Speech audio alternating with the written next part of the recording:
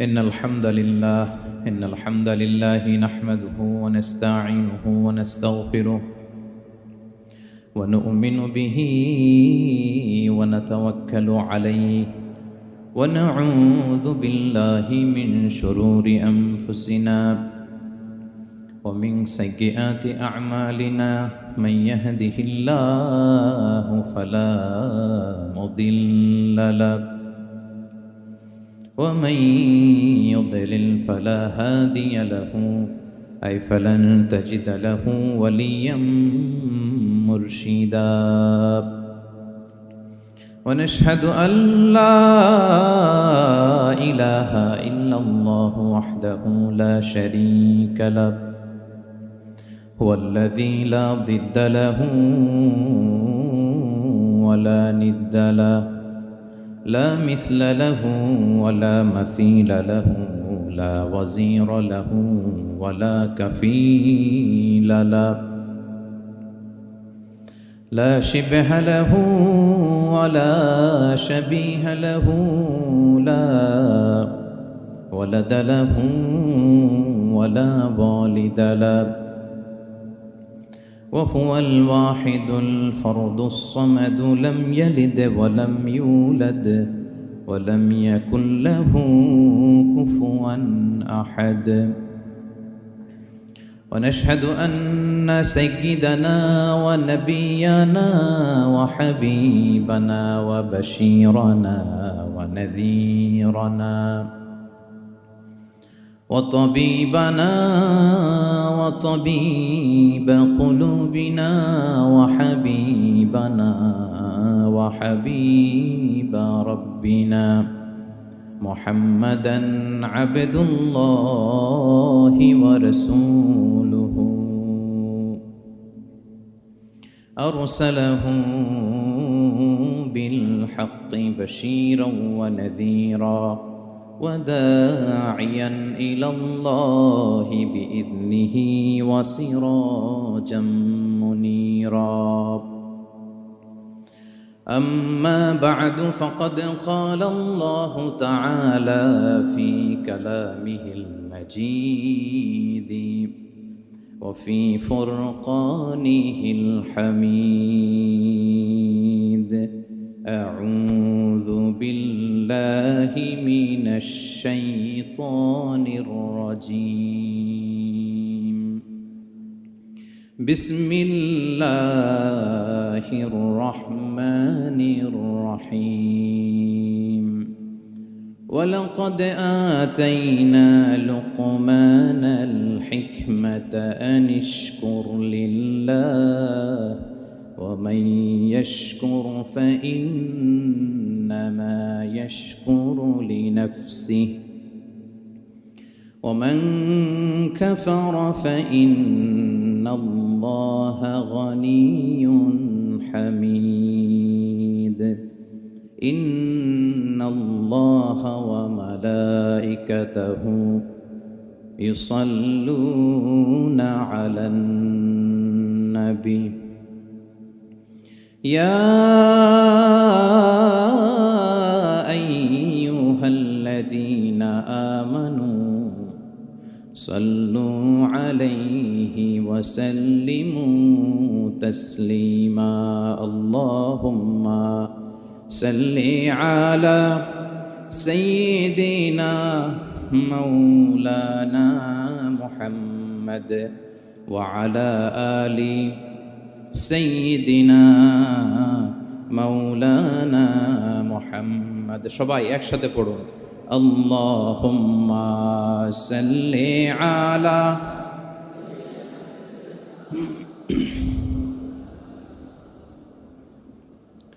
وعلى آل سيدنا مولانا محمد মন আমার কাঁদে রে দিল আমার কাঁদে রে যেতে সোনার মদিনায় পড়েন সবাই মন আমার কাঁদে রে দিল আমার কাঁদে রে যেতে সোনার মদিনায় ওই মদিনার পথের ধুলি ওই মদিনার পথের ধুলি জুড়াই মনোবেদনা। আল্লাহুম্মা সাল্লি আলা সাইয়্যিদিনা মাওলানা মুহাম্মদ ওয়া আলা আলি সাইয়্যিদিনা মাওলানা মুহাম্মদ। কত ব্যথা কত জ্বালা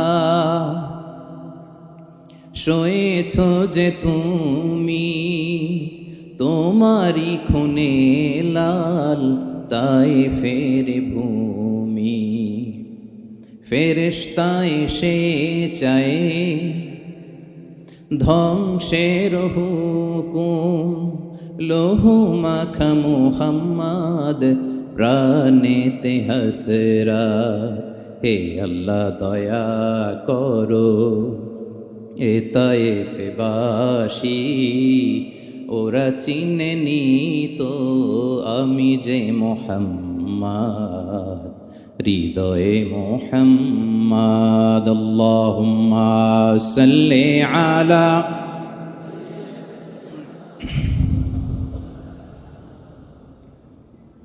وعلى آل سيدنا مولانا محمد. اللهم صل على محمد وعلى آل محمد كما صليت على إبراهيم وعلى آل إبراهيم إنك حميد مجيد. اللهم بارك على محمد وعلى آل محمد كما باركت على إبراهيم وعلى آل إبراهيم إنك حميد مجيد. সকল প্রশংসার মালিককে, সকল ক্ষমতার উৎসকে। কেউ যেটা পারে না পারে কে, কেউ যেটা দেখে না দেখে কে, কেউ যেটা শোনে না শোনে কে। সে আল্লাহর আলিশান দরবারে লাখো কোটি শুকর এবং সুজুদ আমরা পড়ে নিচ্ছি কালিমাতুশ শুকর, আলহামদুলিল্লাহ। সবাই একসাথে আওয়াজ করে পড়ুন, রব্বানা লাকাল হামদ হামদান কাসীরান তাইয়্যিবান মুবারাকান ফীহি ইয়া রাব্বি লাকাল হামদু কামা ইয়ানবাগি লিজালালি ওয়াজহিকা ওয়া আযীমি সুলতানিকা। লাকাল হামদু বিল ঈমান, লাকাল হামদু বিল ইসলাম, লাকাল হামদু বিল কুরআন। আল্লাহ রাব্বুল ইজ্জা ওয়াল জালালের দরবারে শুকরিয়া জ্ঞাপনের পাশাপাশি আমি আজকের প্রোগ্রামের যারা organising committee, Bangladeshi Muslim community, মালয়েশিয়ার উদ্যোগে আজকের যে গ্র্যান্ড সেন্ট্রো বলরুম ক্লাংয়ের এই এরিয়াতে তাফসীর মাহফিল 2023 এই যে চমৎকার তাফসীরের হালাকা বা মজলিসের আয়োজন করা হয়েছে, আমি আমার অন্তরের অন্তঃস্থল থেকে বাংলাদেশি মুসলিম কমিউনিটিকে ধন্যবাদ জানাতে চাই। পাশাপাশি আপনারা যারা বিকেল থেকে এসেছেন আপনাদের সবাইকে আমি অন্তরের অন্তঃস্থল থেকে শুভেচ্ছা জানাই, মোবারকবাদ জানাই। আহলান ওয়া সাহলান ওয়া মারহাবান বিকুম ফি হাযাল লিকা আত-তাইয়্যিব আল মুবারক। এই বলরুমের যারা অথরিটি আছেন তাদেরকে শুকরিয়া জানাই, মিডিয়া কর্মীর ভাইদের শুকরিয়া জানাই, আজকের প্রোগ্রামের অ্যাঙ্কর, সংবাদকর্মী ভাইয়েরা, ভলান্টিয়ার্স ভাইয়েরা, সবাইকে অন্তরের অন্তঃস্থল থেকে শুকরিয়া জানিয়ে মহাবিশ্বয় মহাগ্রন্থ আল কুরআন আল কারীম থেকে আমরা তাফসীর শুনব। আমরা সবাই পড়ি ইনশাআল্লাহ। আপনারা সবাই সুস্থ আছেন তো? আলহামদুলিল্লাহ। এটা হচ্ছে কোরআনের প্রতি ভালোবাসা মানুষের, কোরআনের মুআজিজা। কোরআন মানুষকে অ্যাট্রাক্ট করে, আকর্ষিত করে। কোরআনের এই ক্ষমতা আছে। রাসূল সাল্লাল্লাহু আলাইহি ওয়াসাল্লামের কণ্ঠের সুমধুর কোরআনের তেলাওয়াত শুনে অনেক কাফের কালিমা পড়ে মুসলমান হয়ে যেত। আজও কোরআনের তেলাওয়াত শুনে, কোরআনের অর্থ পড়ে, কোরআনের তাফসীর পড়ে মানুষ আবেগতাড়িত হয়। এটার ইনফ্লুয়েন্স অনেক আলাদা, এটার ইম্প্যাক্ট আলাদা। এই যে দুর্বার আকর্ষণ, এটা কোরআনের আকর্ষণ, ঠিক কিনা? আমরা সব সময় যেন কোরআনের সাথে সুসম্পর্ক বজায় রাখতে পারি। আল্লাহ তুমি তৌফিক দান করো। প্রিয় ভাইরা, আমি সূরাতুল লুকমান থেকে একটি আয়াত তেলাওয়াত করেছি। সূরাতুল লুকমানের দ্বিতীয় রুকুর তাফসীর আজকে আমরা শুনব। কততম রুকুর? এটা কোরআনের 31 নম্বর সূরা। এটা মাক্কি সূরা। সূরাতুল লুকমান কি সূরা? মাক্কি সূরা, কোরআনের 31তম সূরা, এবং অনেকগুলো রুকু আছে এই সূরায়। আমরা দ্বিতীয় রুকু থেকে কথা শুনব। বেসিকলি এই দ্বিতীয় রুকুতে সাইয়েদনা লুকমান আলাইহিস সালাম ওনার ছেলেকে কিছু অ্যাডভাইস করেছিলেন, উপদেশ। বাবা হিসেবে আমরা আমাদের ছেলেমেয়েদের অ্যাডভাইস করি না? হ্যাঁ। তো উনি ওনার সন্তানকে অ্যাডভাইস করেছিলেন, আর এই অ্যাডভাইসগুলো আল্লাহ তাআলার এত ভালো লেগেছে যে আল্লাহ তাআলা কোরআনের মধ্যে সরাসরি তুলে ধরেছেন। তার মানে আল্লাহ তাআলা বুঝাতে চান আমরাও যেন আমাদের সন্তানদেরকে এই অ্যাডভাইসগুলো করি। এবং আপনি অবাক হবেন, আমরা যখন তাফসিরের ইন ডেপথ তাফসিরে যাব, ভিতরে ঢুকবো, আপনি অবাক হবেন যে 3000 বছর আগের সেই উপদেশমালা কিভাবে এই মডার্ন টাইমের সাথে এত প্রাসঙ্গিক হতে পারে। আজ থেকে প্রায় 3000 বছর আগের piece of advises, 3000 years back in the history. এত আগের উপদেশ, দেখবেন যে মনে হচ্ছে বর্তমান সময়ের জন্য এই উপদেশগুলো আল্লাহ ধরে ধরে কোরআনে তুলে ধরেছেন। তো এই জন্য আমাদের ছেলে মেয়েদেরকে আমরা কি নসিহত করব, এত দিকে তাকানোর দরকার নেই। বাসায় যে সূরা লুকমান খুলবেন, 31তম সূরা, 12 নম্বর আয়াত থেকে 19 নম্বর আয়াত পর্যন্ত, এই 8টা আয়াত আল্লাহ যা বলেছেন আপনি আর ভাবি মিলে সন্তানদেরকে এটা শোনাবেন। গুড ইনাফ, আর কিছু লাগবে। প্রিয় ভাইরা, সন্তান আল্লাহর দেয়া অনেক বড় নেয়ামত। আল্লাহু আকবার। নেককার সন্তান আল্লাহর কাছে চাইতে হয়, চেয়ে নিতে হয়। নবীরা দোয়া করেছেন, রব্বি হাবলি মিনাস সলিহিন, আল্লাহ নেককার সন্তান দেন। হে আল্লাহ, নেককার পুণ্যবান সন্তান দেন। আল্লাহ এমন সন্তান দেন যাদেরকে দেখলে আমাদের চোখ জুড়ায়। রব্বি জাআলনি মুকিমাস সলাতি ওয়া মিন যুররিয়াতি, আল্লাহ আমাকেও নামাজ কায়েমকারী বানান, আমার সন্তানকেও বানান। তো সন্তানের জন্য দোয়া করতে হয়, নেককার সন্তান চাইতে হয়। আপনারা যারা বিয়ে করেছেন এখনো সন্তান পান নাই, আল্লাহ তাআলা আপনাদেরকে অচিরেই এই সন্তান দান করে আপনাদেরকে ধন্য করুক। যারা এখনো বিয়ে করেননি, বিয়ের পরে আল্লাহ তাআলা আপনাদেরকে সন্তান দান করুক। এটা অনেক বড় নেয়ামত, এটা অনেক বড় নেয়ামত, এটা আল্লাহর কাছে চাইতে হয়। তো এই আলোচনাটা সবার সাথে প্রাসঙ্গিক। যারা বাবা তাদের তো লাগবে ইনস্ট্যান্ট, আজকে রাত্রে যেই শোনাইতে পারবেন। যারা বাবা হতে যাচ্ছেন তারাও আগে থেকে জেনে রাখলেন, ওয়েল প্রিপেয়ার্ড। আর যারা এখনো বিয়েই করেন নাই, প্ল্যান করে রাখেন যে এইটা আমি আমার ওয়াইফের সাথে প্ল্যান করে এই নাসিহাগুলো আমার সন্তানদেরকে আমরা শোনাবো। সবাই পড়ুন ইনশাআল্লাহ। এবার প্রশ্ন করি, উত্তর দেন। সূরাটার নাম কি? মাক্কি না মাদানী? কত নম্বর সূরা কোরআনের? 31 নম্বর সূরা। আচ্ছা প্রিয় ভাইয়েরা, কালামুল্লাহ মাজিদে কুরআন আল কারিমে আল্লাহ তাআলা মানুষের নামে মোট 8টি সূরা দিয়েছেন। মানুষের নাম কয়টি? এর মধ্যে 6টি সূরা 6 জন নবীর নামে। 6টি সূরা 6 জন। সূরা হুদ, সূরা ইউসুফ, সূরা ইউনুস, সূরা মুহাম্মদ, সূরা নূহ, সূরা ইব্রাহিম। এই 6 জন নবীর নামে 6টা সূরা। আর মানুষের নামে মোট 8টা, নবীর নামে গেল 6টা, আর রইল কয়টা? 2টা। আল্লাহর প্রিয় ভাজন একজন বান্দা এবং একজন বান্দির নামে আল্লাহ আরো 2টা সূরা দিলেন। আল্লাহর প্রিয় বান্দি মারিয়াম আলাইহিস সালাম, ঈসা আলাইহিস সালামের মা, ওনার নামে একটা সূরা আছে না? কি নাম? সূরা মারিয়াম। আর আরেকটা হচ্ছে এই যে সূরা লোকমান, উনি কিন্তু নবী না। তাহলে আবার বলি, মানুষের নামে আল্লাহ তাআলা কোরআনে কয়টা সূরা দিয়েছেন? 8টি। এর মধ্যে 6টা দিয়েছেন 6 জন নবীর নামে, আর বাকি 2টা আল্লাহর 2 জন প্রিয় বান্দাবান্দির নামে। একটা সূরা মারিয়াম আর একটা সূরাতু লোকমান। তো আমরা শুরুতেই জানবো যে এই লোকমান কে ছিলেন তিনি। লোকমান আলাইহিস সালাম আল্লাহর প্রিয় ভাজন একজন ব্যক্তি ছিলেন, খুব বিজ্ঞ একজন মানুষ ছিলেন, খুব জ্ঞানী প্রাজ্ঞ একজন ব্যক্তিত্ব ছিলেন। দেখতে উনি কালো ছিলেন, কুৎসিত। চামড়াটা কি ছিল? কালো, ব্ল্যাক। তার মানে ব্ল্যাক হইলেই কাউকে ছোট করা যাবে না। কাজী নজরুল বড় সুন্দর লিখেছেন, কালো আর ধলো বাহিরে কেবল, ভিতরে সবাই সমান রাঙ্গা। কেটে দিলে রক্তের রং, যে কালো রঙের তার রক্ত, যে ধবধবে সাদা তার রক্ত লাল। তাহলে ব্ল্যাক হইলেই কাউকে ছোট করা চলবে না। সাইয়েদনা লুকমান আল হাকিম কুৎসিত বর্ণের একজন মানুষ ছিলেন, খাটো একজন মানুষ ছিলেন। কোথায় থাকতেন? মিশর, সুদান, ইথিওপিয়া, যেটা আগের নাম ছিল হাবাসা, এই রিজিয়নে, কেউ কেউ বলেছেন মিশরের কোনো একটা এলাকায়, কেউ সুদান, কেউ ইথিওপিয়া, তো রিজিয়নটা কাছাকাছি। কি করতেন? কোন কোন মুফাসসির বলেন তিনি দর্জি ছিলেন, দর্জি। কেউ কেউ বলেন তিনি ছিলেন কানা নাজ্জারান, নাজ্জার মানে কাঠমিস্ত্রি ছিলেন।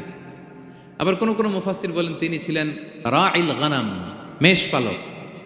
বেশিরভাগ তাফসিরে এসেছে তিনি মেষ পালক ছিলেন, ছাগল চড়াতেন, যেটা নবীদের পেশা ছিল, দায়িত্ব ছিল, ওনারা ছাগল চড়াতেন শুরুর দিকে।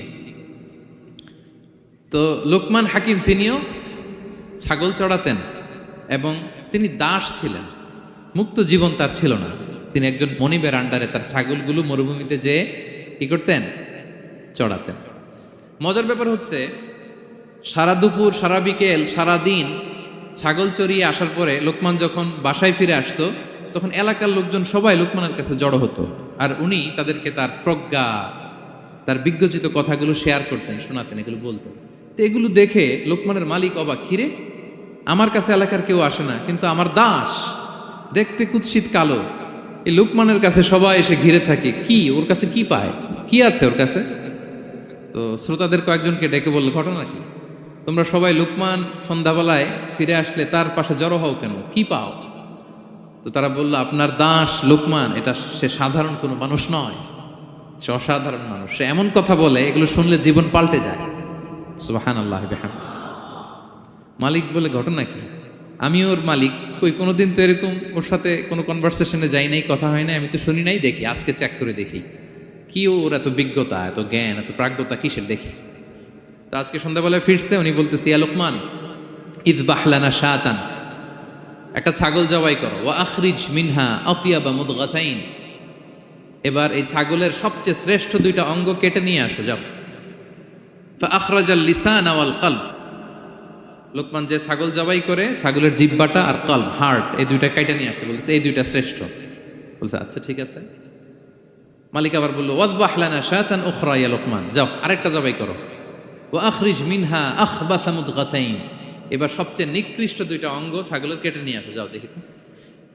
ফা আখরাজাল লিসান ওয়াল কলব, সে আরেকটা ছাগল জবাই করে আবার জিহ্বা আর হার্ট, কলব কেটে নিয়ে আসছে, বলছে এই যে এটা সবচেয়ে নিকৃষ্ট।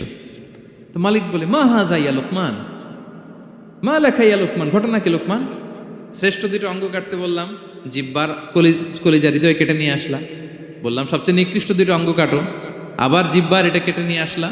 তো লোকমান বলতেছে, জিহ্বা আর হৃদয় যদি শ্রেষ্ঠ হয়, কলব যদি শ্রেষ্ঠ হয়, এর চেয়ে শ্রেষ্ঠ অঙ্গ আর হতে পারে না। আর জিহ্বা আর কলব যদি খারাপ হয়, মানুষের মুখ আর হৃদয় যদি খারাপ হয়, এর চেয়ে নিকৃষ্ট অঙ্গ আর হতে পারে না। সে তো অবাক, তাই তো? সে চিন্তা করে দেখে, তাই তো, এই মুখ দিয়ে মানুষ ভালো কথা বলে, সত্যের পায়গাম পৌঁছায়, মানুষের কল্যাণের জন্য ডাকে, জিকির করে, তাসবিহ পড়ে, কোরআন তেলাওয়াত করে, তখন তো এই জিহ্বা শ্রেষ্ঠ। আবার এই জিহ্বা দিয়ে যখন সে সমালোচনা করে, গীবত করে, শেখায়াত করে, অন্যকে গালি দেয়, কটু কথা বলে, তখন তো এই জিহ্বাটাই নিকৃষ্ট, ঠিক কিনা? আবার এই হৃদয় দিয়ে, এখানে সিনায় যখন আল্লাহর জিকির বসায়, এই হৃদয় দিয়ে মানুষের কল্যাণের কথা চিন্তা করে, সত্যের কথা চিন্তা করে, তখন তো এটা সবচেয়ে ভালো। আবার এই হৃদয়ে যদি অন্যের ব্যাপারে হিংসা পুষে রাখে, এই হৃদয়ে যদি সে নিজের ব্যাপারে হাই স্টিম, অহংকার পুষে রাখে, তাইলে হৃদয়ের চেয়ে খারাপ অঙ্গার হতে পারে। মালিক অবাক হয়ে গেল, বলছে তাই তো লোকমান, আসলেই তুমি অনেক প্রাজ্ঞ, অনেক বিজ্ঞ, যাও, তোমাকে আমি আর এই বন্দিত্বের মধ্যে আটকে রাখতে চাই না, তোমাকে আমি এই ভালো কথাগুলো গণমানুষের কাছে পৌঁছে দেওয়ার জন্য আজ থেকে তোমাকে লোকমান আমি আজাদ করে দিলাম। মুক্ত জীবন পেয়ে মুক্ত বিহঙ্গের মতো তিনি উড়ে বেড়াতে লাগলেন, আর মানুষের কাছে তার এই প্রাজ্ঞ বিজ্ঞচিত কথাগুলো তিনি ছড়াতে লাগলেন। তো তিনি তার সন্তানকে ডেকে বলেছিলেন, কিছু উপদেশ দিয়েছিলেন ডেকে, যে বাবা এটা করো, এটা করো, এটা করো, এটা করো না। এই তার সন্তানকে এই উপদেশগুলো তিনি যে দিলেন, আল্লাহ তাআলার কাছে এত ভালো লেগেছে, এতই চমৎকার এবং পারফেক্ট মনে হয়েছে, আল্লাহ তাআলা কিয়ামত পর্যন্ত গোটা বিশ্বের সব বাবারা, মায়েরা যেন তাদের সন্তানদেরকে এই উপদেশ দিতে পারে, হুবহু লিটারালি ওই কথাগুলো আল্লাহ তাআলা কোরআনের মধ্যে তুলে দিয়েছেন। আজকের সূরা লোকমানের দ্বিতীয় রুকুতে মূলত এই তাফসীরটাই আপনাদেরকে শোনাবো। তো কোন প্লট, কোন স্লট আজকে আলোচনা হবে, সবার কাছে ক্লিয়ার? হ্যাঁ, আগ্রহ জাগছে, জানার ব্যাপারে আগ্রহ জাগছে? আচ্ছা আসুন আমরা মহাবিশ্বের মহাগ্রন্থ আল কুরআন আল কারীম থেকে সরাসরি আলোচনা শুরু করি। আমরা আউযু বিল্লাহ দিয়ে শুরু করি, সবাই পড়ুন। আউযু বিল্লাহি মিনাশ শাইতানির রাজীম। বিসমিল্লাহির রহমানির রহিম। ولقد آتينا لقمان الحكمة أن اشكر لله ومن يشكر فإنما يشكر لنفسه ومن كفر فإن الله غني حميد سبحان الله পড়েন। আল্লাহ তাআলা বলছেন ওয়ালাকাদ আতাইনা লুকমানাল হিকমা, আমি লোকমানকে হিকমত দিয়েছি, প্রজ্ঞা দিয়েছি, আর বলেছি আনিশকুর লিল্লাহ, লোকমান আল্লাহ শুকরিয়া করো। ওমাই ইয়াশকুর ফাইন্নামা ইয়াশকুরু লিনাফসি, যে আল্লাহ শুকরিয়া করে সে তার নিজের জন্যই করে, এটা নিজের জন্যই ভালো। ওমান কাফারা ফাইন্নাল্লাহা গানিয়ুন হামিদ, আর যে শুকরিয়া করে না, নাশুকরি করে, অকৃতজ্ঞ হয়, তাহলে জেনে রেখো আল্লাহ তাআলা তিনি গানি, অমুখাপেক্ষী, তিনি হামিদ, সদা প্রশংসিত। সুবহানাল্লাহ পড়েন। তাহলে আল্লাহ তাআলা বললেন আমি লোকমানকে প্রজ্ঞা দিয়েছি, হিকমত দিয়েছি। হিকমত, হিকমত শব্দের সাথে আপনারা পরিচিত আছেন না? আমি লোকমানকে হিকমত দিয়েছি, এটা অনেক দামি জিনিস, সবার থাকে না। হিকমত জিনিসটা কি? না, জ্ঞান হচ্ছে নলেজ, আর হিকমা হচ্ছে বাংলায় বলে প্রজ্ঞা, হ্যাঁ, ইংরেজিতে বলে উইজডম। দেখি কেউ বলতে পারে কিনা, একজন আমাকে শোনান দেখি হিকমতটা কি, দেখি কেউ কিছু বলতে পারেন কিনা। হিকমত মানে ক্ষমতা, একজন বলছে। আচ্ছা, আর অলৌকিক সামথিং, আর শক্তি, আর হ্যাঁ এদিক থেকে যোগ্যতা, আর জ্ঞান। ঠিক আছে, আমার ভাইরা চেষ্টা করছে, আলহামদুলিল্লাহ। আচ্ছা, হিকমত আর ইলমের মধ্যে পার্থক্য আছে। হিকমা is something more than knowledge. আজকে শিখে যান। ইলম মানে যেটা জ্ঞান বা নলেজ, নলেজের সাথে যখন কমন সেন্স যুক্ত হয় তখন ওটা হিকমা হয়ে যায়। সুবহানাল্লাহ কইতে পারলেন না? নলেজ, নলেজ আর common sense, I repeat, knowledge আর কমন সেন্স ইকুয়াল টু হিকমা বা উইজডম। শুধু জ্ঞান থাকলেই হয় না, জ্ঞানটা কিভাবে আপনি অ্যাপ্রোচ করবেন, প্রচার করবেন, প্রেজেন্টেশন করবেন, উপস্থাপন করবেন, এটা জানার দরকার আছে না নাই?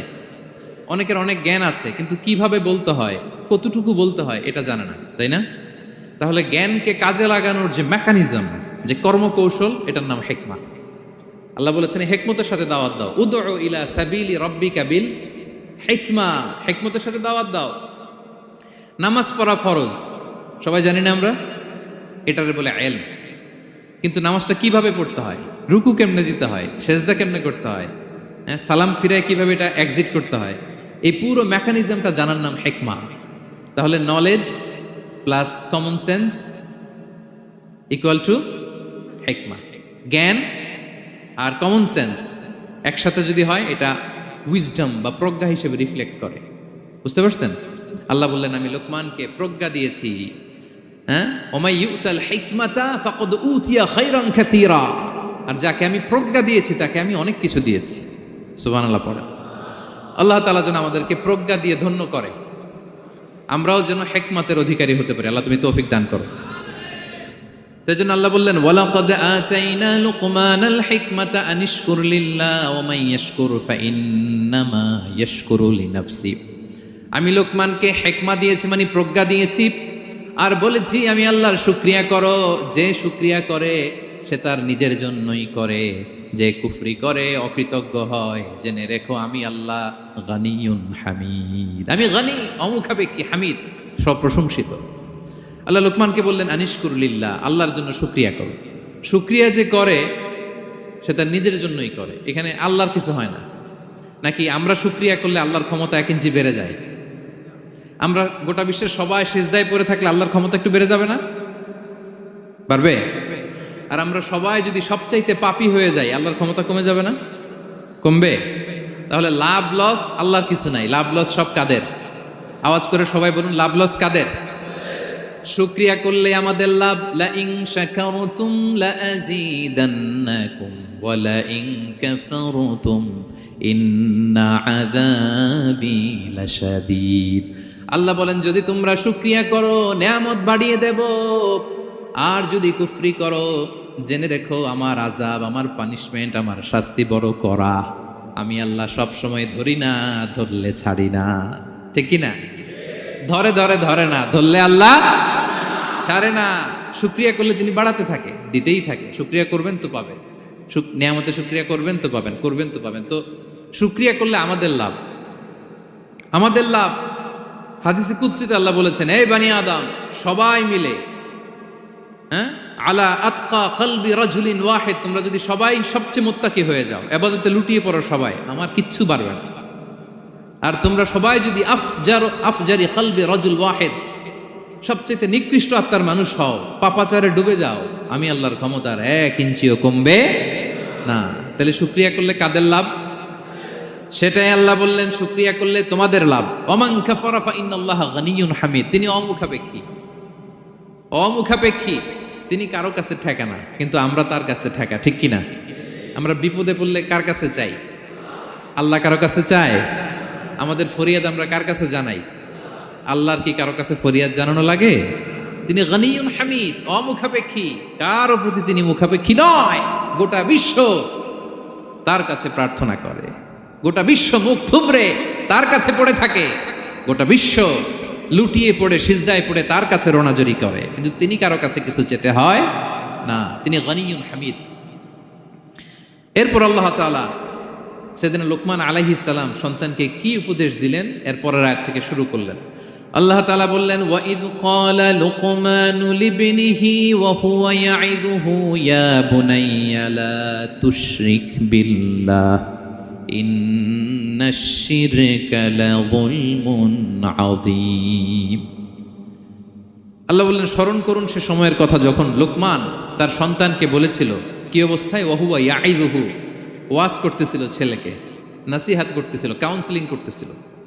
ফ্যামিলিতে এটা খুব জরুরি, নাসিহা করা, একে অপরকে উপদেশ দেয়া। কারণ আর দ্বীনু আন নাসিহা, দিন মানেই কল্যাণ কামনা করা, দিন মানেই অন্যকে কি দেয়া? উপদেশ দেয়া, নাসিহা দেয়া। এটা যেন আমরা দেই। এজন্য ফ্যামিলি কাউন্সেলিংটা জরুরি। নিজেই হুট করে সব সিদ্ধান্ত নেবেন না। আপনার স্ত্রীর সাথে পরামর্শ করুন, আপনার সন্তানদের সাথে পরামর্শ করুন। দেখেন সাইয়েদনা ইব্রাহিম আলাইহিস সালাম, তিনি স্বপ্নে দেখলেন তিনি ইসমাইলকে জবাই করতেছে। এটা দেখেই ডিরেক্টলি জবাই করতে উদ্যত হলেন না, তিনি ছেলেকে বললেন, ফানজুর মাযা তারা ইন্নী রাআইতু ফিল মানামি আন্নী আযবাহুক। ইসমাইল, আমি স্বপ্নে দেখেছি যে আমি তোমাকে কি করছি? জবাই করছি। ফানজুর মাযা তারা, what's your opinion about it, what do you think about it. এবার বলো তোমার অপিনিয়ন কি, তুমি কি ভাবছো? আমি দেখেছি তোমাকে জবাই করছি, তোমার অপিনিয়ন বলো। দেখেন, যেমন বাবা তেমন ছেলে, বাপ কা বেটা সিপাহী কা ঘোড়া, কুছ না হতো থোড়া থোড়া। সুবহানাল্লাহি বিহামদি। যেমন বাবা তেমন ছেলে। ছেলে বলে, ইয়া আবাতি ফাআল মা তুমার, বাবা আপনি যা দেখেছেন তাই করেন। সাতাজিদুনি ইনশাআল্লাহু মিনাস সাবিরিন, আপনি অচিরে আমাকে ধৈর্যশীলদের অন্তর্ভুক্ত পাবেন। আল্লাহু আকবার। বাবা আপনি ভয় পাবেন না, বিচলিত হবেন না, আমার কারণে আপনি আল্লাহর কাছে লজ্জিত হবেন না। আপনি যেমনটি দেখেছেন তেমনটি করুন, ভয় পাবেন না, অচিরেই আপনি আমাকে ধৈর্যশীলদের অন্তর্ভুক্ত পাবে। যেমন বাবা তেমন ছেলে, ঠিক তেমন রেসপন্স, ঠিক তেমন উত্তর। সাথে সাথে বললেন, বাবা আপনি ভয় পাবেন না, করুন। তো দেখেন, আল্লাহর নবী ইব্রাহিম আলাইহিস সালাম স্বপ্নে যেটা দেখেছেন আল্লাহর পক্ষ থেকে এসেছে। চাইলেই তো ছুরি চালাতে পারতেন, চালিয়েছেন? কি করছেন? পরামর্শ করেছেন, কাউন্সেলিং করেছেন। ফ্যামিলি কাউন্সেলিংটা খুবই জরুরি। This is the first and foremost reminder tonight. আজকের তাফসির থেকে প্রথম রিমাইন্ডার এটা, যে বাসায় আমরা কাউন্সেলিং করব, বড় কোনো সিদ্ধান্ত নিতে গেলে পরামর্শ করব, যেমনটি নবী আলাইহিস সালাম ওনারা করেছেন। ঠিক কিনা? তাহলে সাইয়েদনা লোকমান আলাইহিস সালাম ছেলেকে উপদেশ দিচ্ছেন, আর উপদেশের ভাষা হতে হবে কোমল। দেখেন এখানে আল্লাহ তাআলা যেটা ব্যবহার করেছেন, ইয়া বুনাইয়া, যারা আরবি জানেন, বুনাইয়া শব্দটা কিন্তু সাধারণ শব্দ না। হ্যাঁ, ইবনুন থেকে বুনাই মানে খুব আদর করে ছোট্ট বাচ্চাকে আমরা যেটা ডাকি, ও আমার কলিজার টুকরা সন্তান, ও আমার সোনামণি, হ্যাঁ, ও আমার ছোট্টমণি, ও আমার বাজান, হ্যাঁ, ও আমার আব্বু। আর কি বলেন ছেলেমেয়েদেরকে আপনি? সায়া। কি এটার মানে কি? হ্যাঁ, ইংরেজিতে বললে ডার্লিং। আর ঠিক আছে, ডার্লিং কিন্তু সবাইরে বলা যায়, মানে যাকে আপনি লাভ করেন, ভালোবাসেন, আপনার ছেলেকে ডার্লিং বলতে পারেন, মেয়েকে বলতে পারেন, আপনার ওয়াইফকে বলতে পারেন, অন্য আবার অন্যান্য নারীদেরকে বলা যাবে না, স্ত্রী পর্যন্ত, হ্যাঁ, কাছের যারা এদেরকে। তো মালয়েশিয়ান ভাষা তো আমি জানি না, মালয়েশিয়াতে যেটা বলে ওইটা দিয়ে ডাকবেন, খুব সোহাগ দিয়ে, আদর দিয়ে, কারণ নাসিহাতের ভাষা খুব কোমল হতে হয়। যে নাসিহাত হৃদয় নিংড়ানো মমতা দিয়ে বেরোয়, ওই নাসিহাত অন্যের হৃদয়ে যে টাচ করে। কথা বুঝতে পেরেছেন? যেটা হৃদয় নিংড়ানো ভালোবাসা থেকে বেরোয় নাসিহাত, সেটা আপনার ছেলের হৃদয়ে যে টাচ করবে, ক্লিক করবে। আর যদি রেগে মেগে আগুন হয়ে ওরে ধরেন, নামাজ পড়লি না কেন, এটা করলি কেন, এমনটা হইলো কেন, ও শুনবে? শুনবে না, বিগড়ে যাবে। দেখেন সাইয়েদনা মূসা আলাইহিস সালাম এবং সাইয়েদনা হারুন আলাইহিস সালাম দুজন মিলে যখন ফেরাউনকে দাওয়াত দিতে যাবেন, আল্লাহ বললেন, মূসা তোমার মেজাজ কিন্তু গরম, এই গরম মেজাজ নিয়ে ফেরাউনের দাওয়াত দিলে হবে? রব্বুল আলামিন বললেন, মূসা তোমার মেজাজ বড্ড গরম, কিন্তু তোমার জিহ্বাটা দিয়েছি আমি নরম, এই নরম জিহ্বা দিয়ে ফেরাউনের দরবারে যে যখন দাঁড়াবা, ফাকুলা লাহু কাওলান লাইয়িনান লাআল্লাহু ইয়াতাযাক্কারু আও ইয়াখশা। সুবহানাল্লাহ পড়েন। ফাকুলা লাহু কাওলান লাইয়িনা, সফট ল্যাঙ্গুয়েজ ইউজ করবা, কোমল ভাষায় দাওয়াত দিবা, নরম ভাষায় সফট করে, কোমল করে, ভদ্র করে ফেরাউনের কাছে প্রেজেন্টেশন দিবা। হতে পারে তোমার এই সুন্দর প্রেজেন্টেশনের কারণে ফেরাউন দাওয়াত কবুল করে নিতে পারে। দেখেন আমাদের যে অ্যাপ্রোচে ভুল অনেক দায়ীদের, ফেরাউনের মতো কুখ্যাত সন্ত্রাসী এই পৃথিবী আর দেখবে? কথা বলেন না কেন? ফেরাউনের চাইতে বড় গডফাদার, ফেরাউনের চাইতে বড় সন্ত্রাস ডাকাত এই পৃথিবীতে আর দ্বিতীয়টা কেউ এসেছে? তো এই ফেরাউনকে দাওয়াত দেওয়ার জন্য আল্লাহ মূসাকে বললেন, মূসা সফটলি বইল, কোমল ভাষায় বইল, একটু মোলায়েম সুরে বইল, যাতে ওর হৃদয়ে টাচ করে। আর আমরা যাদেরকে খারাপ মনে করি, যাদেরকে আমরা পাপী মনে করি, তারা কি ফেরাউনের চেয়েও খারাপ? হ্যাঁ, তো তাদের কাছে আমরা যখন বার্তা পৌঁছাই, আমরা তো অ্যাগ্রেসিভ হই কেন, আমরা তো অ্যাটাকিং হই কেন, আমরা হিট করে করে কথা বলি কেন? না, দিস ইজ নট দ্য দাওয়া অ্যাপ্রোচ। এইভাবে দাওয়াত দিলে সেই দাওয়াত কোনো ফল বয়ে আনবে না। তো দেখেন আল্লাহ বললেন, ওয়াইদ ক্বালা লুকমানু লিবনিহি ওয়া হুয়া ইয়াইদু, স্মরণ করুন সে সময়ের কথা যখন লোকমান তার ছেলেকে বলেছিল, ওয়াজ করে, উপদেশ দিয়ে, নাসিহা করে, ইয়া বুনাইয়া, ও আমার কলিজার টুকরা সন্তান, ও আমার সোনামণি। যত কোমল ভাষায় আপনার ছেলেকে ডাকতে পারেন, এরকম আদর দিয়ে, সোহাগ দিয়ে, হ্যাঁ, মায়া মমতা মাখা মোলায়েম কণ্ঠে ওকে ডাকবেন। ডেকে কি উপদেশ দিলেন দেখেন।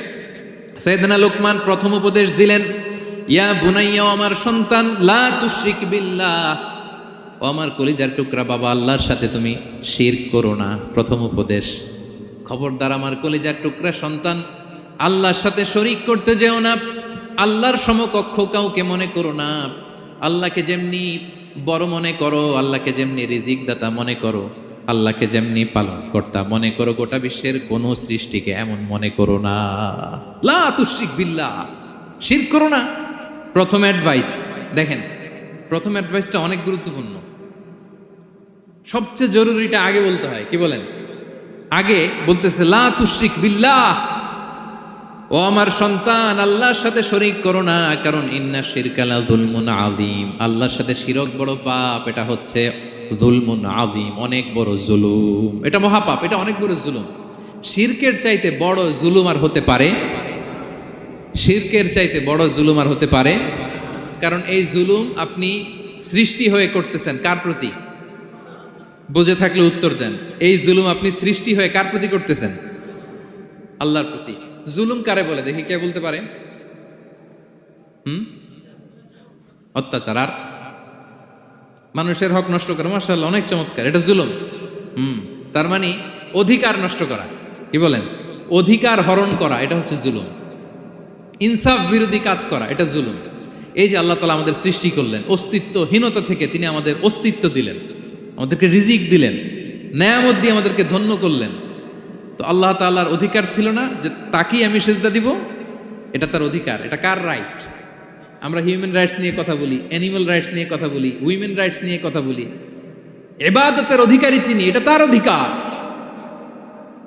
তার জন্য আমরা সিজদায় লুটিয়ে পড়বো। তো এই সিজদা আপনি ওদিকে না দিয়ে যদি মাজারে দেন, আল্লাহর অধিকার নষ্ট করছেন না?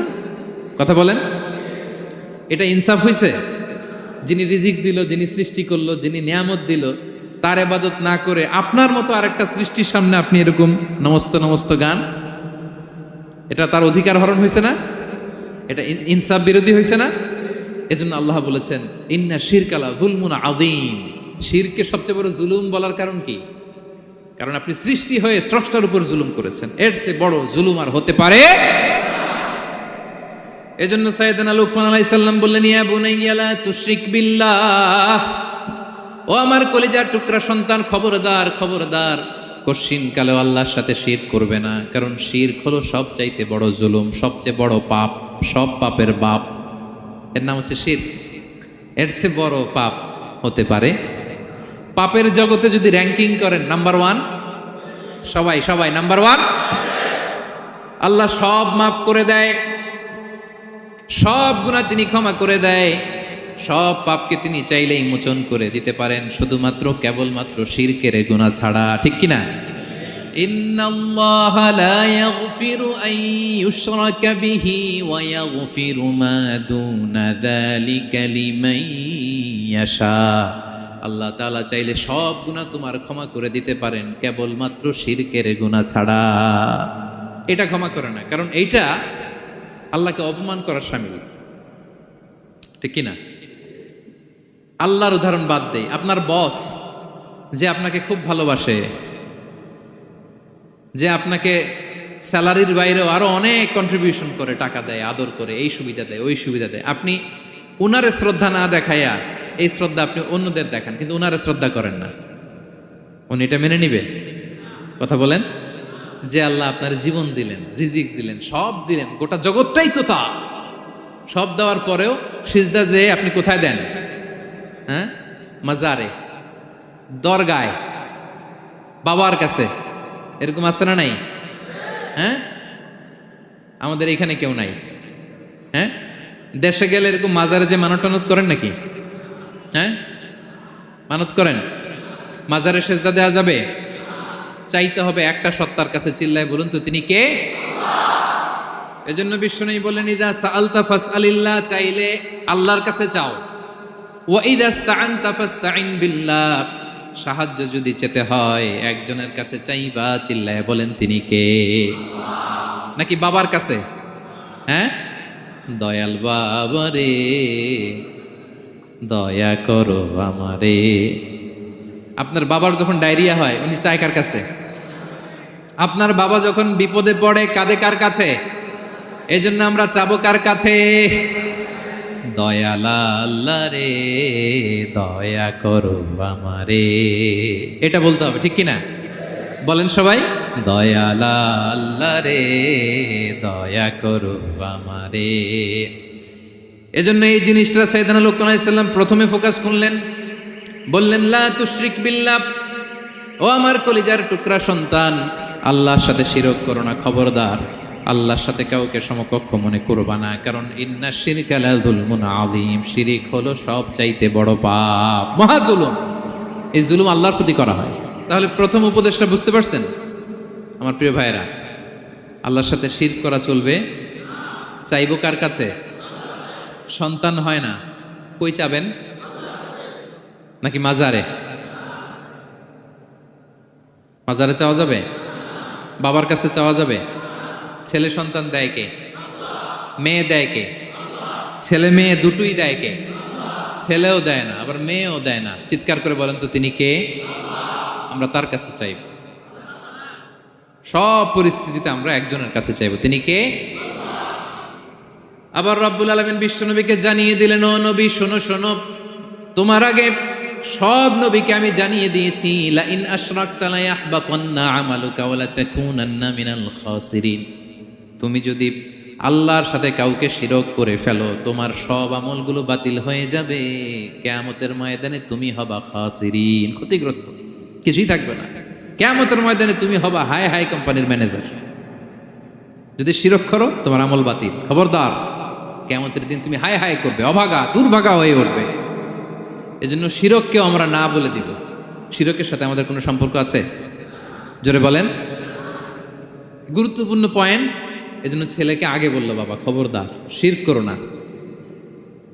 আবার হাদিসে কুদসিতে রব্বুল আলামিন বলেন, গোলাম কিয়ামতের কঠিন ময়দানে গোটা জমিন পরিমাণ গুনার বোঝা নিয়ে যদি তুমি আমি আল্লাহর দরবারে হাজির হয়ে যাও, আর ওই গুনার বোঝার মধ্যে যদি শিরকের গুনাহ না থাকে, আমি আল্লাহ গোটা জমিন পরিমাণ ক্ষমার বস্তা নিয়ে তোমার কাছে হাজির হয়ে যাব। কথাটার ওজন দেখছেন? জমিন পরিমাণ গুনাহ নিয়ে আসছো আমার কাছে কিয়ামতের দিন। ওই গুনার মধ্যে অনেক ধরনের গুনাহ, নামাজ পড়ো নাই, রোজা রাখো নাই, এই করছো সেই করছো, কিন্তু এই গুনার বিশাল পৃথিবী পরিমাণ গুনার বোঝার মধ্যে শিরকের গুনাহ নাই। তাহলে আমি আল্লাহ এই দুনিয়া পরিমাণ ক্ষমার বোঝা নিয়ে তোমার কাছে চলে আসবো। শিরক করা যাবে? তাহলে প্রথম উপদেশ দিলেন, হে আমার কলিজার টুকরা সন্তান, শিরক করো না, শিরক করো না। আমার ভাইয়েরা, আমার কলিজার টুকরা ক্লাঙের ভাইয়েরা, সন্তানদেরকে এই শিরকের ব্যাপারে, শিরকের ভয়াবহতার ব্যাপারে আপনাকে জানাতে হবে। It's your duty. আপনি শুধু বাবা হইলেই চলবে না, আপনার ছেলে মেয়ে কোন পথে চলবে এটা আপনাকে ঠিক করে দিতে হবে। ওরা এখন ছোট, ছোট থেকে যদি এই তাকওয়ার সফটওয়্যারকে ইনস্টল করে দেন, ওই সফটওয়্যার দিয়ে তার জীবন চলবে, ঠিক কিনা? হ্যাঁ, ওরা যখন ছোট থাকে কাদা মাটির মতো থাকে, কাদার মাটিকে যেমন ডিজাইন করতে মনে চায় করা যায় না?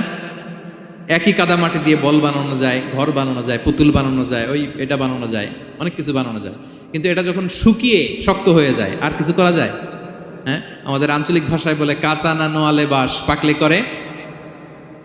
ছোটবেলা থেকেই now this is the high time ওদেরকে এডুকেট করার, এখন মোক্ষম সময়। এটা আপনার রেসপন্সিবিলিটি, বাবা হিসেবে করতেই হবে। নতুন প্রজন্মকে আমাদের বাঁচাতেই হবে, ঠিক কি না? মানুষের পেট থেকে বেরোলেই কেউ মানুষ হয় না। গরুর পেট থেকে যেটা বেরোয় এটা গরু, ছাগলের পেট থেকে বেরোলেই ছাগল হয়ে যায়, হাতির পেট থেকে বেরোলেই হাতি হয়ে যায়। কিন্তু মানুষের পেট থেকে একটা কিছু বেরোলেই ওটা মানুষ হয়, ওটার মানুষ বানাতে হয়। কি করতে হয়? মানুষ বানাতে হয়। গরুকে কেউ কোনোদিন বলে না তুই গরুর মতন গরু হ। ছাগলরে কেউ কোনোদিন কইছে যে তুই ছাগলের মতো ছাগল হ। কিন্তু এই মানুষকেই বলা হয় তুমি মানুষের মতো মানুষ হও, মানুষের মতো মানুষ হও। মানুষের মতো মানুষের বড্ড অভাব, ঠিক কি না?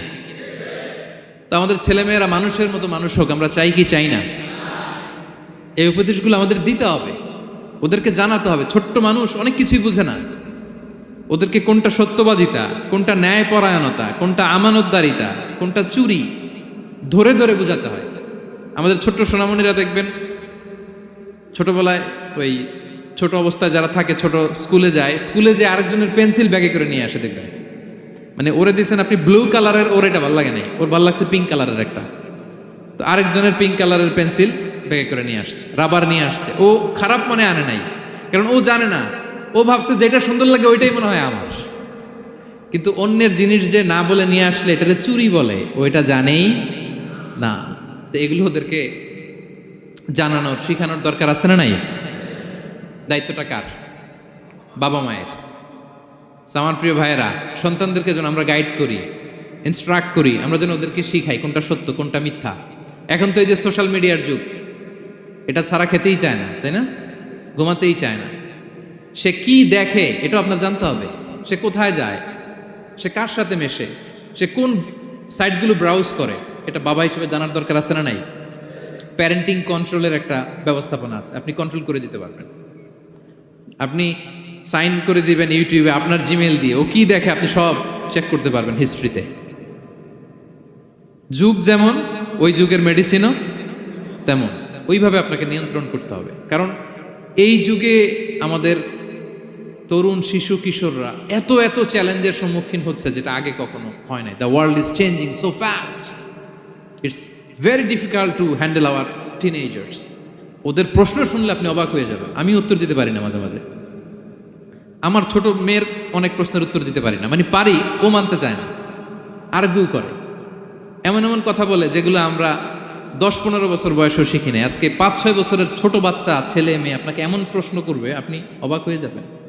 এই জন্য ছোটবেলা থেকেই ওদের মন মস্তিষ্কের ভেতরে এই ইসলামের শিক্ষাটা ঢুকাই দিতে হবে আমার ভাইয়েরা। ইসলাম সেটাই চায় যে এইমাত্র জন্মগ্রহণ করছে যে বাচ্চাটা নবজাতক, নিউ বর্ন বেবি, ওর আমল নামা শুরু হয়েছে? সবাই বলেন, এইমাত্র ভূমিষ্ঠ একটা বাচ্চার আমল নামা শুরু হয়েছে? তারপর ইসলাম বলে ওর কানের সামনে আল্লাহু আকবার বলে আল্লাহর নামটা ঢুকিয়ে দাও। এখনো আমল নামা শুরু হয় নাই, এখনো ভালো খারাপের কিছুই হয় নাই, তারপরও আল্লাহ বলে দুনিয়াতে আসার সাথে সাথে আজান দিয়ে ইসলামের কথাটা কানের ভেতরে ঢুকায়া দাও। আমাদের দায়িত্ব হচ্ছে ওদেরকে এডুকেট করা। 1 নাম্বার উপদেশ তিনি দিলেন, লা তুশরিক বিল্লাহ, শিরক করো না, শিরক মহাপাপ। এই পয়েন্টটা বুঝতে পারছেন সবাই? উনি বেসিকলি ওনার সন্তানকে 9টা উপদেশ দিয়েছিলেন। কয়টা? সবাই বলুন, 9টা। এরপর আল্লাহ তাআলা আরেকটা এক্সট্রা উপদেশ দিয়ে দিয়েছেন, 9 আর 1 মিলে তিলকা আশারাতুন কামিলা, একেবারে ফাইনাল, 10টা হয়ে গেছে, পরিপূর্ণ। তো শিরকের ব্যাপারে সতর্ক করার সাথে সাথে আল্লাহ তাআলা নিজ থেকে একটা উপদেশ দিলেন। আল্লাহ তাআলা কি বললেন? রব্বুল আলামিন বললেন, ওয়াসাইনাল ইনসানা বিওয়ালিদাইহি হামালাতহু উম্মুহু ওয়াহানান আলা ওয়াহান ওয়া ফিসালুহু ফি আমাইনি আনিশকুর লি ওয়া লিওয়ালিদাইকা ইলাইয়াল মাসির। সুবহানাল্লাহ পড়ে। আল্লাহ বললেন, ওয়াসাইনাল ইনসানা বিওয়ালিদাইহি, শিরকের কথা যখন লোকমান সন্তানকে জানালো, এবার আমি আল্লাহ পৃথিবীর মানুষগুলোরে জানিয়ে দিলাম, খবরদার খবরদার, মা বাবার সাথে কখনো খারাপ আচরণ করো না। ওয়াসাইনাল ইনসান, মানুষকে আমি ওসিয়ত করলাম, রেকমেন্ড করলাম, ভার্ডিক্ট জারি করে দিলাম, বিওয়ালিদাই, মা বাবার ব্যাপারে তাদের সাথে সদাচরণ করবে, মা বাবার সাথে খারাপ আচরণ করা যাবে। জান্নাতে একটা দরজা আছে, নাম আল আব, বাবা, আর একটা আল উম, মা। যারা বাবা মার সাথে ভালো আচরণ করছে তারা ওইটা দিয়ে ঢুকবে। সুবহানাল্লাহ পড়েন। এক লোক বললেন, ইয়া রাসূলুল্লাহ, আমার মাকে কাঁধে করে কাবার চারদিকে ঘুরিয়েছি, তাওয়াফ করিয়েছি, প্রচন্ড রোদের মধ্যে আমার মাকে কাঁধে করে কাবার চারদিকে লাব্বাইক লাব্বাইক বলে অনেকবার ঘুরিয়েছি। ইয়া রাসূলুল্লাহ, আপনি আমাকে বলে দেন, ছোটবেলা যখন আমি আমার মায়ের বুকের দুধ খেয়েছি, ওই দুধের সুদটুকু আদায় হয়েছে কিনা? বিষ্ণুই বললেন, কি প্রশ্ন করলা তুমি? লাউ কাতাতা জিলদাক, তুমি যদি তোমার গায়ের চামড়া কেটে জুতা বানিয়ে দাও, চামড়াটা কেটে শুকিয়ে যদি জুতা বানিয়ে তোমার মায়ের পায়ের নিচে দিয়ে দাও, ছোটবেলায় মায়ের বুকের যে দুধ খেয়েছো, একটা দুধের 1 ঢোক দুধ খাওয়ার শোধ আদায় হবে না। 1 ঢোক যে দুধ খাইছো ওইটারই শোধ আদায় হবে। খবরদার খবরদার, বাবা মার ব্যাপারে সাবধান। বিশেষ করে মায়ের সাথে, দুজনের কথাই আল্লাহ প্রথমে বললেন, এরপরে বললেন বিশেষ করে মায়ের সাথে, কারণ হামালাতহু উম্মুহু, বাবা তোমারে পেটে ধরে নাই, পেটে ধরেছে কে? ওয়াহানান আলা ওয়াহান, 10 মাস 10 দিন বোঝার পরের বোঝা, যন্ত্রণার পরে যন্ত্রণা বাবা সহ্য করে নাই, করেছে কে? এত বড় একটা পেট হয়ে গেছিল, জানেন তো? হ্যাঁ, আল্লাহ। এই পেটটা নিয়ে বারবার কিচেনে যাওয়া লাগছে, এটা নিয়ে টয়লেট করে, এটা নিয়ে গোসল করে, ঘুমাতে পারে না, শুইলে উঠতে পারে না, উঠলে বসতে পারে না। 1 দিন 2 দিন, 1 সপ্তাহ 2 সপ্তাহ, 10 মাস 10 দিন আমার মাকে এই কষ্ট দিয়েছি। মায়ের কলিজার মাঝখানে লাথি মেরে দুনিয়াতে এসেছে। এরপরে আল্লাহ বললেন, ওয়া ফিসালুহু ফি আমাইন, এখানেই শেষ নয়, দুধ ছাড়াতে লেগেছে 2 বছর। কয় বছর? ওগো মা, তুমি এই ধরনের শ্রেষ্ঠ নেয়ামত, তোমারই পদ তলে রয়েছে জান্নাত। ওগো মা, তুমি এই ধরনের শ্রেষ্ঠ নেয়ামত, তোমারই পদ তলে রয়েছে জান্নাত। ঠিক কিনা? দেখেন আল্লাহ মর্যাদা কোথায় বাড়ালো। আমাদের দুনিয়ার পুরুষ মানুষদের পায়ের নিচে থাকে জুতা, জুতার নিচে বালু, কার্পেট কিংবা ফ্লোর। আর আল্লাহ বলে, দুনিয়ার এক একটা মায়ের পায়ের নিচে আমি জান্নাত দিয়ে রেখেছি। এই পৃথিবীটারে 100 বার বিক্রি করলে জান্নাতের একটা চেয়ারের দাম হবে? বুঝে শুনে উত্তর দিবেন। এই পৃথিবীটাকে, পৃথিবীর যে সম্পদ, এটা এস্টিমেশন করে, হ্যাঁ, 1000 বার বিক্রি করলে যে দামটা হবে, ওই দাম দিয়ে জান্নাতের একটা চেয়ারের দাম হবে? এই পৃথিবীরে 10,000 কোটি বার বিক্রি করলে যেই অ্যাসেট হবে, যে অ্যামাউন্ট হবে, ভ্যালিউ হবে, ওই দাম দিয়ে জান্নাতের একটা টেবিলের দাম হবে? আর যেই জান্নাত, পুরো জান্নাতটা মায়ের পায়ের নিচে পড়ে আছে, ওই পা দুইটার দাম কত? সুবহানাল্লাহ পড়বেন না? মা বাবার দোয়া অনেক বড় দোয়া। কখনো যেন আমরা বেয়াদবি না করি, কখনো যেন তাদের মনে কষ্ট না দেই, সবসময় যেন তাদের কাছ থেকে দোয়া নেই। পারা যাবে? এটা আল্লাহ তাআলা ঢুকিয়ে দিলেন। তাহলে সাইয়েদনা লোকমান প্রথমে বলল, বাবা শিরক করো না। এরপরে রব্বুল আলামিন বললেন, শিরকের পরে তোমাদের সবচাইতে বড় দায়িত্ব যে বাবা মা তোমাদের জন্য এত কষ্ট করেছে, তাদের সাথে খারাপ আচরণ করো না। দুইটা হয়ে গেল। কয়টা? আওয়াজ করে বলেন কয়টা? 3 নম্বরে সাইয়েদনা লোকমান আলাইহিস সালাম ছেলেকে বললেন, ইয়া বুনাইয়া ইন্নাহা ইন তাকু মিসকালা হাববাতিন মিন খারদালিন ফাতাকুম ফি সখরাতিন আও ফিস সামাওয়াতি আও ফিল আরদি ইয়াতি বিহাল্লাহ ইন্নাল্লাহা লাতীফুন খাবীর। 3 নম্বরে সাইয়েদনা লোকমান বললেন, বাবা সরিষার দানা পরিমাণ কোনো ভালো কাজ যদি তুমি করো কিংবা খারাপ কাজ যদি তুমি করো, সেটা যদি মাউন্ট এভারেস্টের উপরে উঠে করো কোনো খারাপ কাজ, আও ফিস সামাওয়াতি মহাশূন্যে যে যদি করো, আও ফিল আরদে জমিনের অতল গহ্বরে কোনো সুড়ঙ্গ বানিয়ে সেখানেও যে যদি কোনো পাপ করো, ইয়াতি বিহাল্লাহ সেটাও আল্লাহ নিয়ে আসবে। কোনো পাপ বা কোনো ভালো কাজ আকাশে উঠে, পাহাড়ে উঠে কিংবা সুড়ঙ্গ করে জমিনের ভিতরে ঢুকেও যদি করো, কিয়ামতের দিন আমলনামায় সেটা দেখতে পাবে। সুবহানাল্লাহ পড়বেন না? কারণ ইন্নাল্লাহা লাতীফুন খাবীর, তিনি হলেন লাতীফ সূক্ষ্মদর্শী। যত ছোট কাজই করো না কেন তার চোখে ফাঁকি দেয়া যায়। তার মানে 3 নাম্বার উপদেশে সাইয়েদনা লোকমান তার ছেলেকে আল্লাহর শক্তি, আল্লাহর ক্ষমতার ব্যাপারে একটা ধারণা দিচ্ছেন।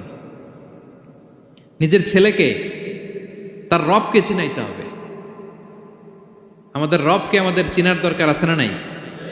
ছেলেকে বোঝাবেন, বাবা ওই যে তুমি মসজিদে আমার সাথে যে সেজদা দাও, কারে দাও জানো? তিনি কত বড়, তিনি কত বিশাল ক্ষমতার অধিকারী। তুমি সামান্য কোনো ভালো কাজ কিংবা খারাপ কাজ এটা যদি মহাশূন্যে উঠেও করো, পাহাড়ের চূড়ায় গিয়েও যদি করো, জমিনকে ফেড়ে সুড়ঙ্গের ভেতরে ঢুকেও যদি করো, তার চোখকে কঠিনকালেও ফাঁকি দেয়া যাবে।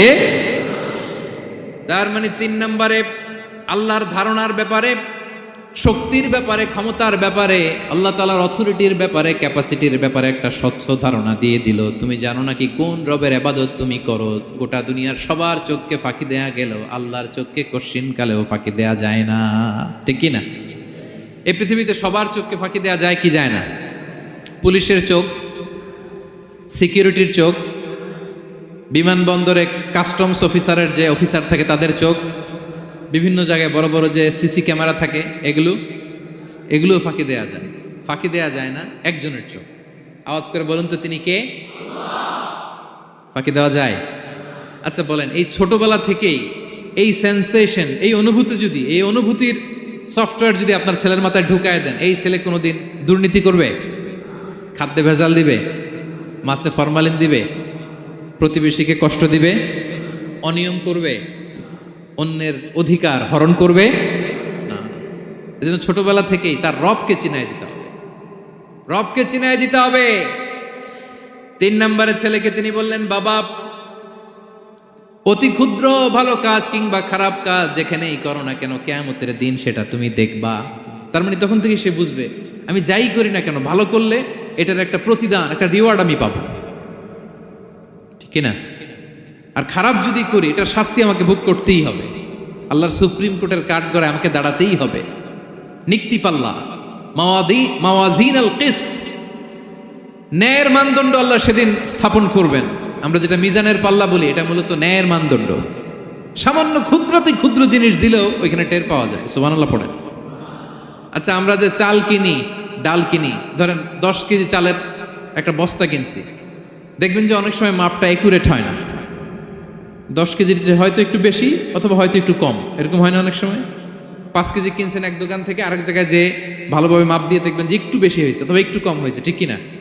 আল্লাহ যে মিজানের পাল্লা সেদিন বসাবেন, ওইখানেও তো এরকম হবে। হ্যাঁ, কেমন হবে? فَمَن يَعْمَلْ مِثْقَالَ ذَرَّةٍ خَيْرًا يَرَهُ। পড়ুন, ومن يعمل مثقال ذرة شرا يره। ক্ষুদ্রাতি ক্ষুদ্র জাররা তথা অনুপরিমাণ ভালো যদি করো সেটাও সেদিন নিক্তি পাল্লায়, মিজানের দাড়ি পাল্লায় দেখতে পাবা। ক্ষুদ্রাতি ক্ষুদ্র খারাপও যদি করো সেদিনও মিজানের পাল্লায় সেটা তুলে দিবে কে? জাররা মানে খুবই ক্ষুদ্র। কতটুকু ক্ষুদ্র আমি উদাহরণ দিয়ে বুঝাই। শীতের সকালে টিনের ঘরে যারা কোনোদিন থেকেছেন, এখানে তো শীত নাই, মালয়েশিয়াতে সারা বছর গরম। শীতের সিজনের কথা মনে আছে তো আপনাদের? না মালয়েশিয়া থাইকা সব ভুলে গেছেন? শীতকাল শীতকাল মনে আছে? হ্যাঁ, শীতের সকালে টিনের ঘরে যদি কখনো থাকেন দেখবেন যে টিনের ঘরে ছিদ্র থাকে, ওই ছিদ্র দিয়ে সূর্যের আলো ঢোকে, রশ্মি। মনে পড়ছে? শীতের সকাল টিনের ছিদ্র দিয়ে দেখবেন চিকন একটা সূর্যের রশ্মি ঢুকছে। ওটার কাছে গেলে দেখা যায় সামান্য ধুলাবালি, কেমন যেন ডাস্ট উড়ে এটার মধ্যে। অন্যদিকে কিন্তু দেখা যায় না, এদিকে নাই, কিন্তু ওই ছিদ্রটার কাছে গেলে দেখা যায় আলো যেদিক থেকে পড়ছে নিচ পর্যন্ত পুরোটার মধ্যে ধূলিকণা। আসলে ধূলিকণা কি শুধু এদিকেই না, পুরা ঘরেই আছে। ওইদিকে আলো পড়ছে, ওইটা দেখা যায়। ওই যে ছোট্ট সূর্য রশ্মির মধ্যে কাছে গেলে যে ছোট্ট ছোট্ট ধূলিকণা দেখা যায়, ওইটার নাম হচ্ছে যাররা। যাররা ফামান ইয়ামাল মিসকালা যাররাতিন খাইরান ইয়ারা। এই ধূলিকণার ডাস্টের যাররা পরিমাণ ভালো করলে সেটাও দেখতে পাবা, আবার যাররা পরিমাণ খারাপ করলে সেদিন কিয়ামতের ময়দানে মিজানের পাল্লায় সেটাও দেখতে পাবা। পড়েন সুবহানাল্লাহ। তার মানে 3 নম্বরে ছেলেকে আল্লাহর শক্তি আর সম্ভাবনা সম্পর্কে সতর্ক করলেন, জানান দিয়ে বললেন, বাবা যেটাই করো না কেন সবার চোখকে ফাঁকি দেওয়া যায় না, একজনের চোখ, তিনি কে? কয়টা গেল উপদেশ? সবাই বলুন তো কয়টা? 3টা। 4 নম্বরে লোকমান আলাইহিস সালাম বললেন, ইয়া বুনাইয়া আকিমিস সালাহ, ও আমার সন্তান, 4 নম্বরে উপদেশ হলো তোমাকে নামাজ কায়েম করতে হবে। নামাজ, সবার আগে নামাজ। কাজকে বলে দাও আমার নামাজ আছে, নামাজকে বলো না কাজ আছে, ঠিক কি না? সালাত কায়েম করো, সালাতে কায়েম করো, হবে জান্নাতি তুমি, হবে জান্নাতি তুমি, দিবে কাল হাসরে শীতল ছায়া আরশে আজিম, রব্বিয়াল আলা রব্বিয়াল আযীম, রব্বিয়াল আলা রব্বিয়াল আযীম। সুবহানাল্লাহ পড়েন। 4 নম্বরে আকিমিস সালাহ, ও আমার কলেজের টুকরা সন্তান, নামাজ কায়েম করো। নামাজ কিয়ামতের ময়দানে সর্বপ্রথম যে জিনিসটার হিসেব আল্লাহ চাইবেন, ওটা কি? সবাই বলেন একসাথে, সেটা কি? বিশ্বনবী ইন্তেকালের আগে বললেন, আস-সালাত আস-সালাত ওয়া মা মালাকাত আইমানুকুম, ও আমার উম্মতেরা নামাজ নামাজ। বিশ্বনবীর রূহ বের হয়ে যাবে, মালাকুল মউত চলে আসলো, এখনই রূহ মুবারক কবজ করে নিয়ে যাবে। অন্তিম মুহূর্তে গোটা উম্মার জন্য বিশ্বনবী যে মেসেজটা ড্রপ দিয়ে গেলেন সেটার নাম হলো নামাজ। সালাত আস-সালাত, উম্মতেরা নামাজ নষ্ট করো না, নামাজ নষ্ট করো না। আউয়ালু মা ইউহাসাবু বিহিল আবদু ইয়াউমাল কিয়ামাতি আস-সালাহ। কিয়ামতের ময়দানে সর্বপ্রথম আল্লাহ যে জিনিসটার হিসাব চাইবেন সেটা কি? ফা ইন সলুহাত সলুহা সাইরু আমালি, এটা যদি ঠিক হয়ে যায় পুরো আমলনামা ঠিক হয়ে যাবে। ওয়া ইন ফাসাদাত ফাসাদা সাইরু আমালি, নামাজের হিসাব দিতে যেয়ে যদি আপনার গন্ডগোল লেগে যায়, আপনার পুরো আমলনামাটারে গন্ডগোল করে দিবে কে? এজন্য সবার আগে সালাত। ছেলেকে বোঝাবেন, বাবা নামাজ কায়েম করো, তার মানে একা একা পড়ো না, জামাতে পড়ো। নামাজ পড়া আর কায়েম করায় পার্থক্য আছে। একা একা পড়া যায়, কিন্তু একা একা কায়েম করা যায়? বলেন। তার মানে বাবা একা একা নামাজ পড়ো না, জামাতে পড়ো। বিকেল বেলায় তোমার বন্ধুকে নিয়ে খেলার মাঠে যখন ক্রিকেট খেলতে খেলতে মাগরিবের সময় হয়ে যায়, একা একাই মসজিদে যাবা না, তোমার বন্ধুরেও নিয়ে যাবা। একা একা জান্নাতে গেলে মজা আছে, সবাই মিলে একসাথে গেলে কেমন হয়? হ্যাঁ, সবাই মিলে একসাথে জান্নাতে যাওয়া লাগবে না? তার মানে ছেলেরে বোঝালেন, বাবা একা একা নয়, সবাইকে নিয়ে নামাজ পড়ো বাপ, জামাতে পড়ো বাপ। গোটা সমাজটারে মুসল্লি সমাজ বানাবা, এটার নাম হচ্ছে ইকামাতুস সালাহ। ছেলেকে বললেন আকিমিস সালাহ, ও আমার কলিজার টুকরা বাজান নামাজ কায়েম করো। বিষ্ণু ঈসা ইসলাম বললেন মুরু সুবিয়ানাকুম বিস-সালাতি ওয়া হুম আবনাউ সাবউ সিনিন, তোমাদের ছেলে মেয়েদের বয়স যখন 7 হয় তখন থেকে নামাজের আদেশ করো। ওয়াদরিবুহুম আলাইহা, আর তাদেরকে শাসন করো। ওয়াদরিবুর অনেক অর্থ হতে পারে, শাসন করো, একটু রূঢ় আচরণ করো, প্রয়োজনে মৃদু প্রহার করো। যখন তাদের বয়স হয়ে যায় 10, বয়স হয়ে যায় 10 কিংবা তার উপরে, আমাদের ছেলে মেয়ে আছে বয়স, দেখি কয়জন আছে দিকে 10 বছরের, দেখছেন, কঠোর হইতে হবে আপনাদের যদি নামাজ না পড়ে, হাত নামান। 7 পর্যন্ত